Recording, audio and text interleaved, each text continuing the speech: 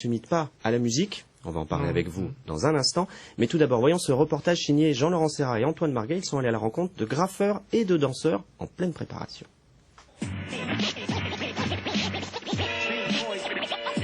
Un coup de bombe et en quelques minutes, la fresque prend forme. Je dessine un breakdancer car c'est une scène qui représente vraiment l'esprit du mouvement hip-hop.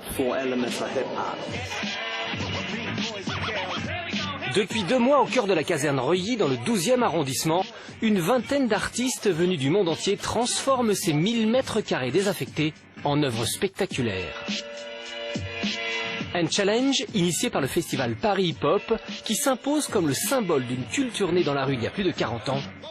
Une discipline spontanée aujourd'hui quelque peu galvaudée. Souvent, les gens confondent le graffiti et le street art. On travaille pourtant vraiment différemment.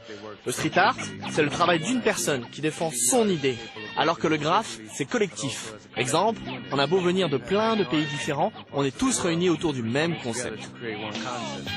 Autre différence, le graffiti n'est pas vendu en galerie, et pour cause. Après 1 mois d'ouverture au public, tout l'espace sera détruit pour laisser place à des logements étudiants.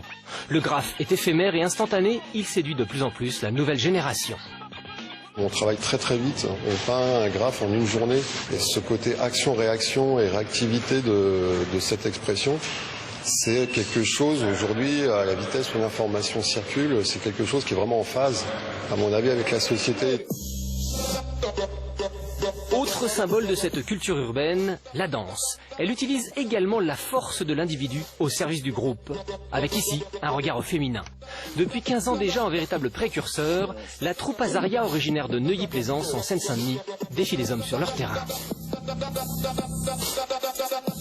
On est toutes différentes physiquement, bon, mis à part le fait que nous sommes noirs. On est très différentes physiquement et c'est vrai que le travail que Claes a essayé de sortir, c'est de retransmettre cette unité.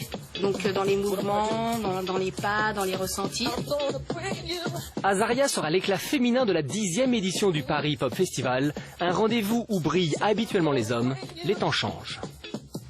On vient de le voir, les femmes sont mises à l'honneur cette année.